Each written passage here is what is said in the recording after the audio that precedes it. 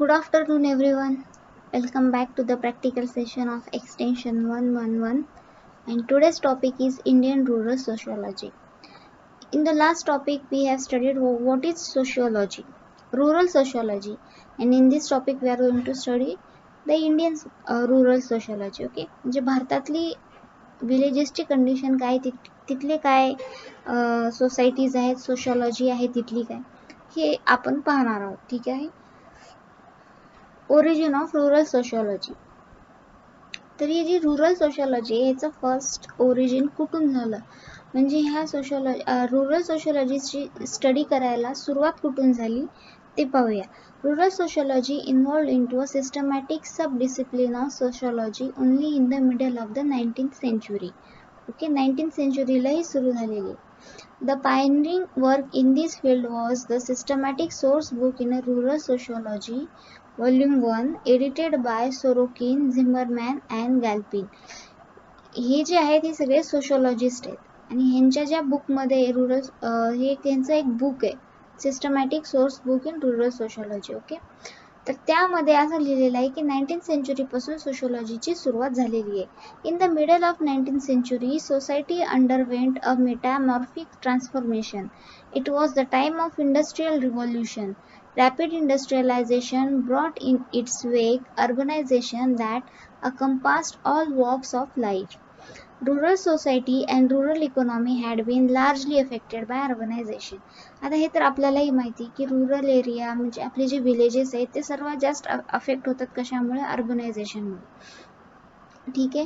Rural sociology develop into a systematic social discipline of study by the second quarter of the 20th century, particularly in the USA. तर first कुठे rural सोशोलॉजीबद्दल study करण्यात आली तर ती होती USAला, America. Okay, United States of America. It originated from the report of the Country Life Commission, that is CLC, appointed by the American President Theodore Roosevelt in 1907. Okay, the American rural society was passing through a critical economic condition. The tillers of the soil had no right over the land and the land owning class enjoyed all privileges. म्हणजे tillers of the soil म्हणजे जे त्या सॉइलवर काम करणारे आहे, जे मशागत करणारे आहे, जे सॉइलला कल्टिवेशन लँड बनवणारे आहेत, त्यांचं काहीच नव्हतं ह्याच्यामध्ये. त्यांना काहीच फायदा नव्हता. पण ज्यांची फक्त लँड होती, जे ओ करत होते, त्या लँडचे जे मालक होते, फक्त त्यांना सगळे प्रिव्हिलेज, त्यांना सगळं फायदा भेटायचा. The cultivators were leading a deplorable life and were disorganized. Ruralites migrated to cities in large numbers. मग आता हे तर होणारच होतं. ज्यांच्याकडे लँड नाही, ज्यांच्याकडे काही सोर्स नाही इन्कमचा, ते कुठे जाणार, ते शहराकडेच येणार. तर मग त्यांचं मायग्रेशन खूप प्रमाणात सुरू झालं. ठीक आहे, शहराकडे येण्याचं.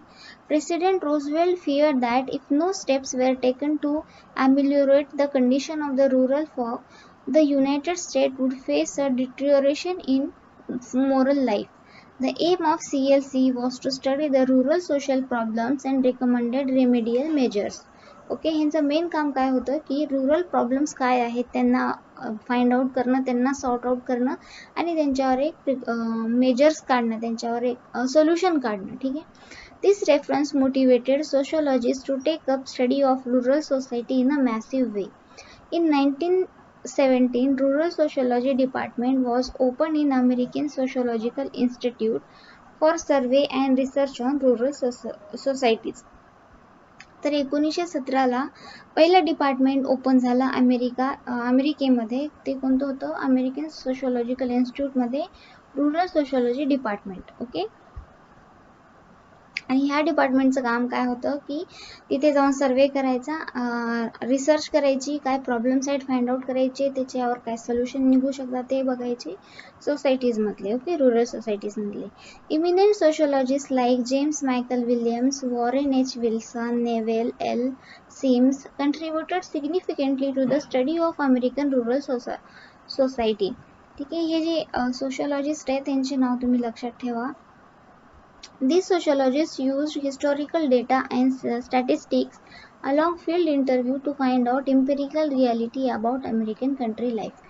फक्त कोणी सांगतंय यावर तर डिपेंड राहू शकत नाही ना सर्व इन्फॉर्मेशन. तर ते स्वतः तिथे जायचे, तिथे जाऊन ते डेटा ॲनालिसिस करायचे, काही स्टॅटिस्टिक्स अप्लाय करायचे, काही मॅथ्स कॅल्क्युलेशन वगैरे करून, आणि स्वतः फील्ड वर जाऊन इंटरव्ह्यू घेऊनच मग त्यांनी पाहिलं की रियालिटी काय आहे विलेजमधली.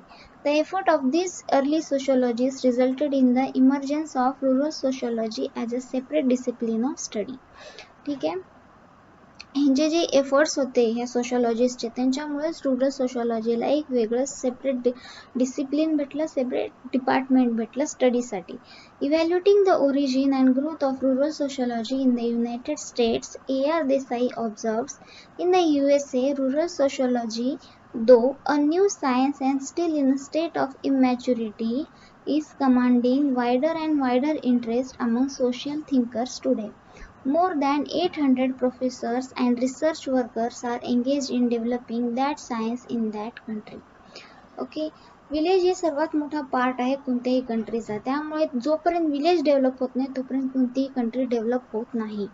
थोडक्यात त्याचा असा मिनिंग होतो. त्यामुळे सर्वांचं लक्ष तिकडेच होतं की विलेजला कसं डेव्हलप करता येईल, तिथला एरिया कसा डेव्हलप होईल, आणि तो तिथून पण आपल्याला कसं इकॉनॉमी देशासाठी वापरता येईल, हे सर्व मग सोशॉलॉजिस्टचे काम सुरू झाले. ठीक आहे. Origin of Indian rural sociology.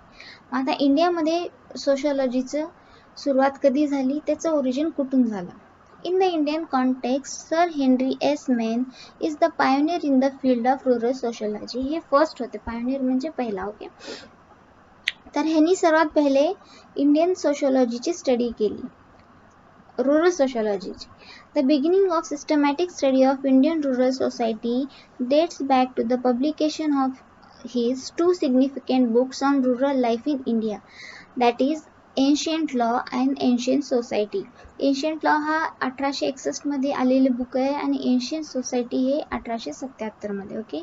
He had a European bias in his analysis of Indian rural society. म्हणजे त्याचं काही थोडं युरोपियन बायस होता, म्हणजे तो थोडा पक्षपाती होता की त्यांनी म्हणजे पूर्णपणे स्टडी नाही केली rural sociologyची इंडियामधल्या. It is a man who first made the systematic study of rural society in India and advanced the theory that kinship is the mainstay of Indian rural society. After the First World War, the British government in India, provoked by recurrent famines, undertook serious studies on the Indian rural life. The report of the Royal Commission on Agriculture proved to be a monumental work on the problems of village communities. Subsequent studies on village communities were on economic perspectives. Okay. ते royal commission जे होते त्यांनी मग agriculture field पासून मग सुरुवात केली की विलेजेसमध्ये आपण काय वेगळं करू शकतो, तिथून मग तिथली रुरल लाईफ कशी चेंज करता येईल ह्याच्याकडे मग ब्रिटिश गव्हर्नमेंटचं सुद्धा लक्ष गेलं. ठीक आहे.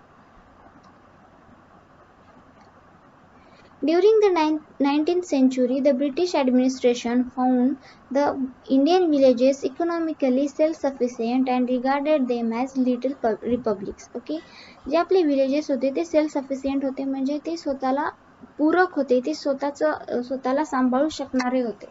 ठीक आहे. त्याच्यामुळे त्यांना काय नाव देण्यात आलं, little republics. Intensive field studies by social anthropologists after the independence of India demonstrated that the Indian villages has been a part of the wider society and not little republics independent of others. Okay. मग नंतर त्यांच्या असं लक्षात आलं की हे खूप wider society आहे, विलेज म्हणजे एक वायडर सोसायटी आहे, ते काही लिटल रिपब्लिक्स नाही आहे, तिथली छोटं गणतंत्र नाही आहे, ते सर्वात मोठं गणतंत्र आहे एक कोणत्याही इंडिपेंडेंट देशाचं. ठीक आहे. Rural sociology developed as a systematic branch of study only after the independence of India. जेव्हा आपल्याला स्वतंत्रता भेटली त्याच्यानंतरच हे मग एक सिस्टमॅटिक ब्रँच झाली स्टडीसाठी. In post-independent India, it was felt that the development of nation depends on the uplift of the rural society. Hence, studies were conducted with a view of ameliorating the poverty-stricken and disease-ridden rural folk. Both sociologists and anthropologists contributed significantly to the rural studies. Notable among them are D.N. Mazumdar, N.K. Bose, R.K. Mukherjee, S.C. Dude, F.G. Bailey and G.S. Gure. Okay, हे आहेत काही sociologist and anthropologist ज्यांनी rural लाईफवर complete study केली. Okay, तर बघूयात काय factors आहेत. Factors that have led to transformation in the Indian rural society that has necessitated the importance and significance of the discipline of rural sociology. मग कोणते factors आहे जे ज्यांनी अफेक्ट केलं ट्रान्सफॉर्म होण्यासाठी रुरल लाईफला. Class formation and power transformation. The significance of rural sociology in present day India is principally due to political transformation and the ensuing class formation. The performance of the 5-year plans and the surfacing of Green Revolution in 1960 and 1970s have propelled the creation of new classes. Agriculture development has been conveyed by the augmentation of a progressively more confident class of rich capitalist farmers, comprising newly rising rich Kulak peasants and the middle class peasants who have articulated their interests through political power.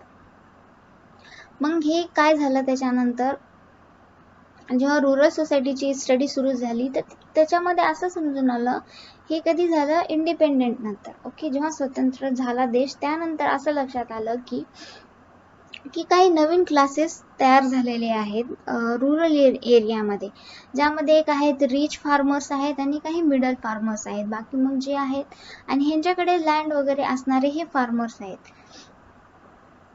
However, the class formation and class differentiation in rural India has not been an even process.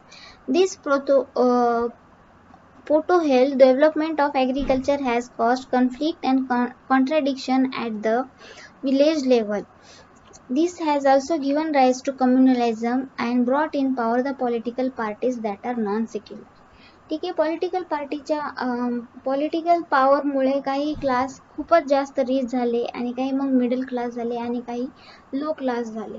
Low class म्हणलं की त्यामध्ये येणार labours, workers, ज्यांच्याकडे स्वतःची land नाही, स्वतःचं घर नाही, असे लोक जे फक्त मजुरीवर जगणारे असतात. असे वेगळे वेगळे क्लास तयार झाले. त्यामुळे मग कम्युनलिझम आलं आणि non secular power political parties तयार झाल्या. ठीक आहे. Panchayat Raj and its impact. The new power regime of the Panchayat Raj system has also asked for the significance of rural sociology.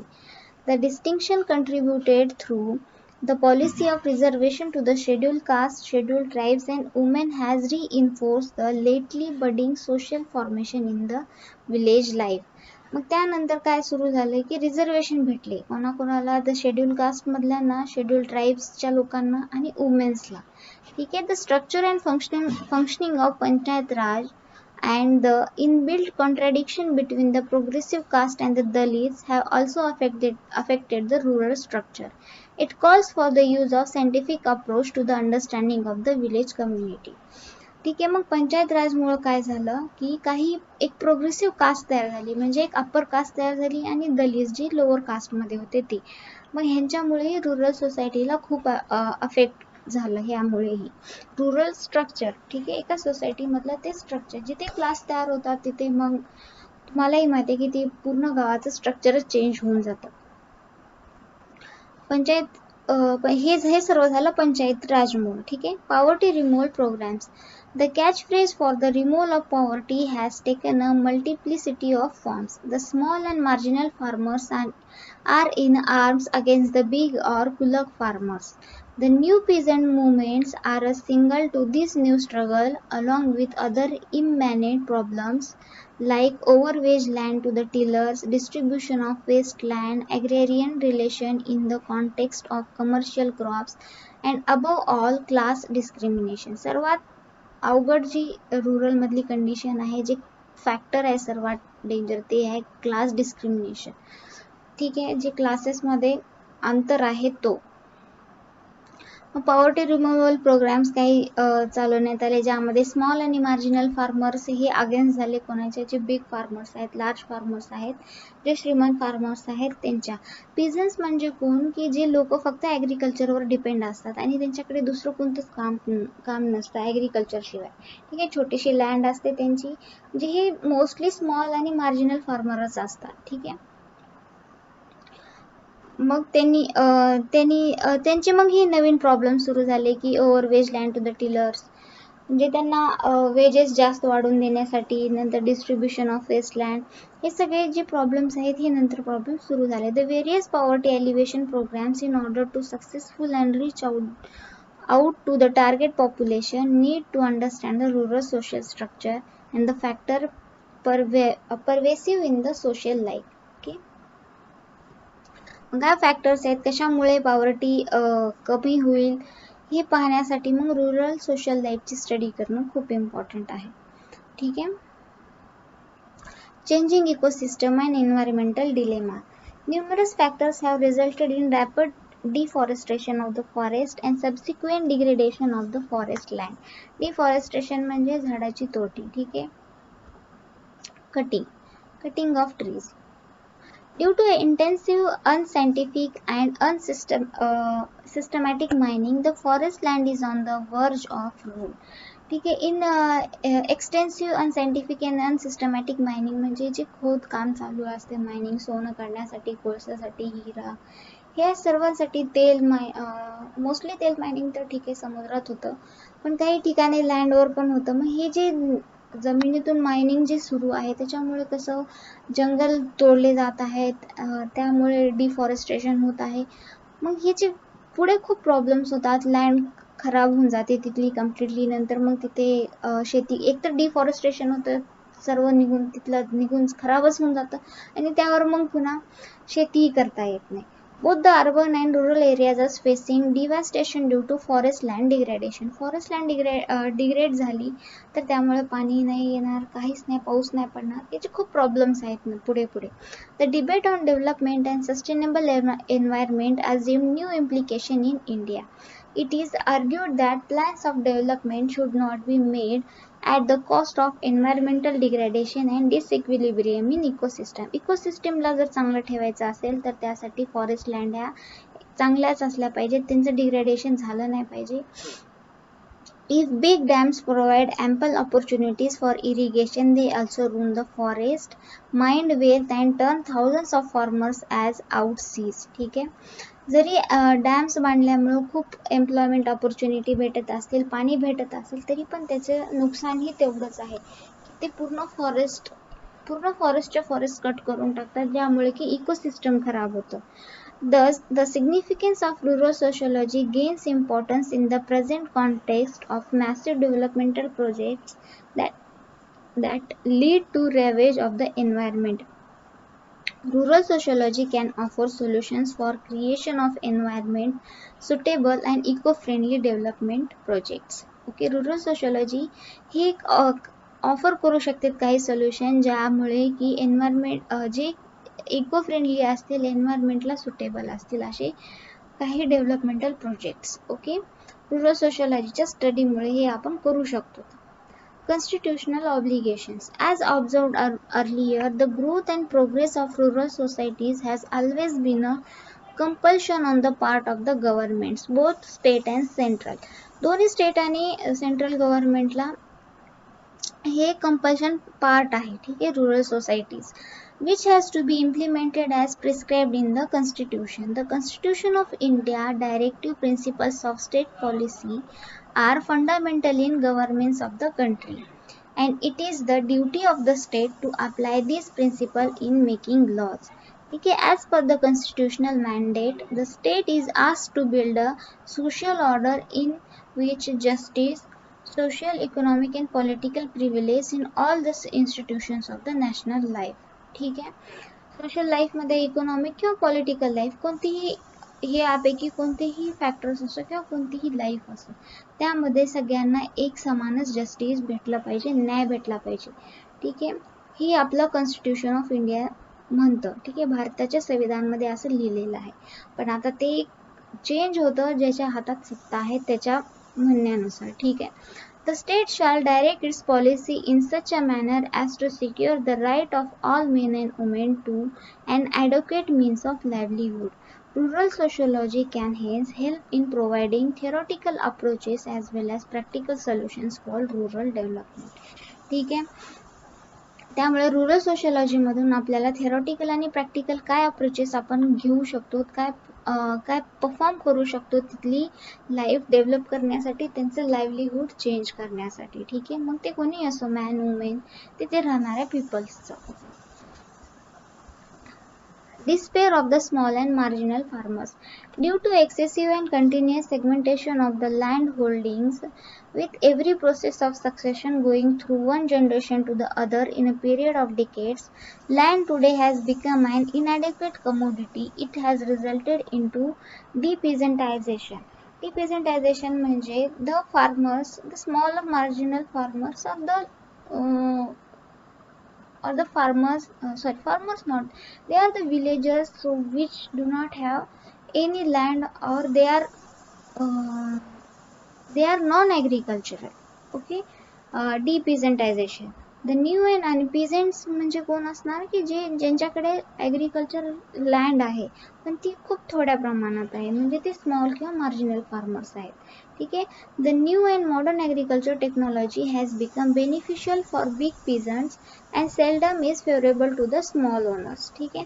This has forced the poor, small and marginal farmers to leave their homestead land and migrate to the other places. ठीक आहे. ज्यांच्याकडे आता agriculture लँडच नाही आहे, ज्यांच्याकडे काहीच नाही आहे, कोणतं कामही येत नाही त्यांना शेतीशिवाय, तर ते काय करणार मग आता, दुसऱ्या प्लेसकडे जाणार, तिथे जाऊन त्यांची जर लाईफ चेंज होणार असेल, तिथे जाऊन त्यांना थोडाफार इन्कम भेटणार असेल तर ते नक्कीच मायग्रेट होणार, ते नक्कीच तिथून निघून जाणार, मग ते कुठे येणार, सिटीकडे येणार. The marginal farmers are on the way of proletarianization as they don't possess adequate land that would help in higher productivity. As a result, lower production leads to lower returns which drag them into poverty and poor standard of living. ठीक आहे. जेव्हा मग आता हे तर साहजिकच आहे, जर प्रोडक्शनच कमी असेल, जर इन्कमच कमी असेल तर त्यांची पॉवर्टी, त्यांची गरिबी दूर कशी होणार आणि त्यांचं लिव्हिंग ऑफ स्टँडर्ड तरी कसं काय चेंज होणार आहे. ते जसं गरिबीत राहत होते ते पुढेही तसंच चालू राहणार आहे, कारण की त्यांची गरिबी दूर झालीच नाही आहे, त्यांचं प्रोडक्शन वाढलेलंच नाही. एक क्लास वरचीवर मोठाच होत चाललेला आहे, जो रिच आहे तो आणखीन रिचच होत आहे आणि जो गरीब आहे तो आणखीन जास्त गरीब होत आहे. हे जे डिस्क्रिमिनेशन आहे ना, हे डिस्क्रिमिनेशन चेंज करणं खूप महत्त्वाचं आहे सध्या. Rural sociology can be utilized to study the condition of the poor farmers, and its perspective can be used to formulate suitable policies that would target the small and marginal farmers. Small आणि marginal फार्मरसाठी अशा काही policies गव्हर्नमेंटनी, state म्हणा किंवा central गव्हर्नमेंटनी काढल्या पाहिजे, ज्यामुळे की यांची लाईफ थोडीफार तरी चेंज होईल, यांचं लिव्हिंग स्टँडर्ड थोडंफार तरी वाढेल. Such a farmer oriented policy would help in uplifting the standard of their living and provide them with viable opportunities in other livelihood realms. बरोबर आहे, त्यांचं थोडंफार तरी स्टँडर्ड चेंज झालं पाहिजे, त्यांच्यासाठी अशा पॉलिसीज आल्या पाहिजेत स्मॉल आणि मार्जिनल फार्मर्ससाठी. ओके. त्यानंतर आहे diverse ethnicity. India is an apt example of heterogeneity, diversity and multi ethnicity which makes it mandatory to comprehend the village life methodically. आपण हेटेरोजेनिटी आहे म्हणजे आपण पटकन ॲक्सेप्ट करतो दुसऱ्या चेंजेसला. ठीक आहे. अशी इंडियाची एक कॅपॅसिटीज आहे, ती आपल्याकडे तेवढं हे आहे की आपण डायव्हर्ट होऊ शकतो किंवा आपण वेगळे कल्चर accept करू शकतो. There are many villages in our country that have their own language, dialect, customs, norms and values. ठीक आहे. खूप विलेजेसमध्ये त्यांची स्वतःची भाषा आहे, त्यांचं स्वतःचं काही कल्चर आहे, त्यांचे नॉर्म्स, व्हॅल्यूज आहेत त्यांचे. असं खूप ह्या प्रकारची डायव्हर्सिटी आपल्याला भारतामध्येच पाहण्यात येते. ठीक आहे. It clearly brings out the fact that through knowledge of rural anthropology and rural sociology is essential to understand the diversities and at the coexistence. ठीक आहे. मग ही रुरल सोशॉलॉजी समजण्यासाठी, ही सर्व डायव्हर्सिटी जी आहे विलेजेस मधली, हे समजण्यासाठी आपल्याला पहिले रुरल सोशॉलॉजीचा अभ्यास करावा लागतो. ह्याची स्टडी हे सर्व समजण्यामध्ये हेल्प करते. ठीक आहे. बाकी मग आता याचे जे कॅरेक्टर्स आहेत, characteristics of rural sociology, importance, scope, हे सर्व आपण लास्ट लेक्चरमध्ये पाहिलेलेच आहे. ह्या लेक्चरमध्ये सर्व इम्पॉर्टंट हे होतं की रुरल सोशॉलॉजीची सुरुवात कुठून झाली, याचं ओरिजिन कुठं होतं आणि इंडियन रुरल सोशॉलॉजी कधी सुरू झाली. ठीक आहे. आजच्या लेक्चरमध्ये बस एवढंच होतं. सो आय होप तुम्हाला हे लेक्चर समजलं असेल. नसेल समजलं तर तुम्ही काही विचारू शकता. ठीक आहे. Thank you for attending today's lecture.